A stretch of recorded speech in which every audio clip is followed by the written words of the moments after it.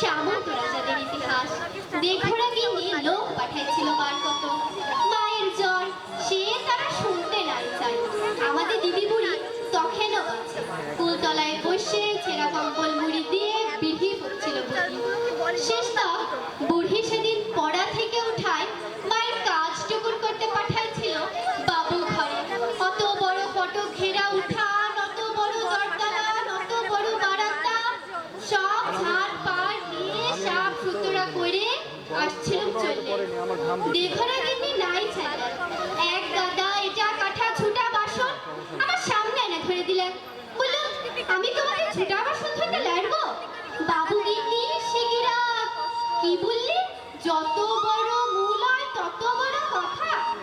জানিস, তোর মা, তোর মায়ের মা, তার মায়ের মা সবাই আমাদের ঝুটা বাসন ধুয়ে এতকাল গুজারে গেল, আর তুই বললি ঝুটা বাসন ধুইতে লাইবি? বললাম, হ, তোমাদের ঝুটা বাসন ধুইতে আমি লাইবো। তোমরা লোক দেখে লাও না, আমি চললো। কথাটা বলে গটগট গটগট করে বাবুগিনের মুখের সামনে দিয়ে আমি বেড়ায় চলে আইছিল। তা বাদে সে নিয়ে কি কাণ্ড, কি ঝামেলা। বেলা ডুবলে মাহাতোদের ধান কেটে বাবু ঘরকে আইলে দুপাতা লিখা পড়া জানা লাতনির ছোট মুখে বড় থুতির কথা সাত কাহন করে কহেছিল দিদি বুড়ি। মা কোনো রাগ কাটে নাই। আঘন মাসের সাঁঝা বেলায় এগনাতে আগুন জ্বাইলে হাত পা সেঁকছিল মা। এক মাথা ঝাঁকড়া চুল ঝাঁকানো বাপের পেটানো পাথরের মুখটা ঝলকে উঠেছিল আগুনের আছে। আমি বাপের অমন চেহারা কোনোদিন দেখিলাই। বাপ সেদিন মার দিদি বুড়ির সম্মুখে আমাকে কাচকে ডাইকে মাথায় হাত বুলাই গম গমা গলায় বলেছিল, যা করেছিস বেশ করেছিস। শুন, তোর মা, তোর মায়ের মা, তার মায়ের মা সবাই করেছে কামিনগিরি। বাবু ঘরে গতর খাটাই খাইছে। তাতে হয়েছেটা কি? তাতে হয়েছেটা কি? এই কথাটা মনে রাখবি সাজলি। তুই কিন্তু কামিন হওয়া লেগে জম্মাস নাই। যত বড় লাট সাহেবই হোক কেনে, কারো কাছে মাথা নোয়াই নিজের তেজ বিকাবিলাই। এই তেজ টুকুনের লেগে লেখাপড়া শিখাইতেছি তোকে। না হলে আমাদের পাড়া হাভাতা মানুষের ঘরে আর আছে তাই বাকি।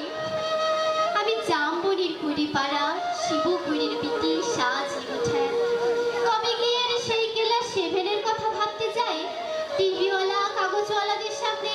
এখন কি যে বলি, তাল পাতার রদ দিয়ে ঘেরা গোবর লতার ইগনাতে লুকে এখন লুকাকার। তার মাঝে জিপগাড়িতে চাইতে আগু পিছু পুলিশ নিয়ে মন্ত্রী আইলেন ছুটে। কোথায় সাজলি করি, কোথায়? বলতে বলতে বন্দুকধারী পুলিশ নিয়ে সোজা আমাদের মাটির কুড়া ঘরে। হেডস্যার বললেন, প্রণাম কর সাজলি, প্রণাম কর। মন্ত্রী তখন পিঠ চাপড়াইলেন।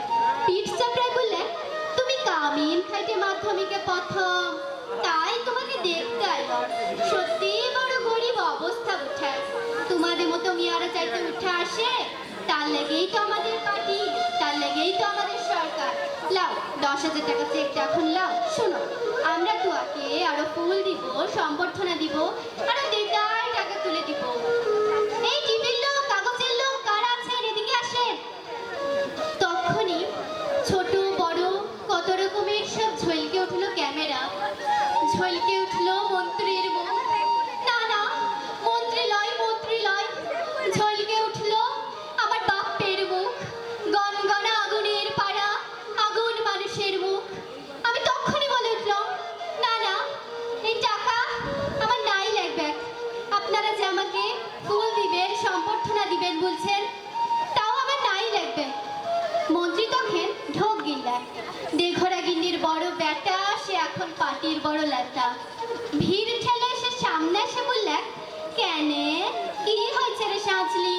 তুই তো আমাদের ঘরে কামিন ছিলি, তোর কি লাগবে বল, তোর কি কি লাগবে খুলে বল খালি।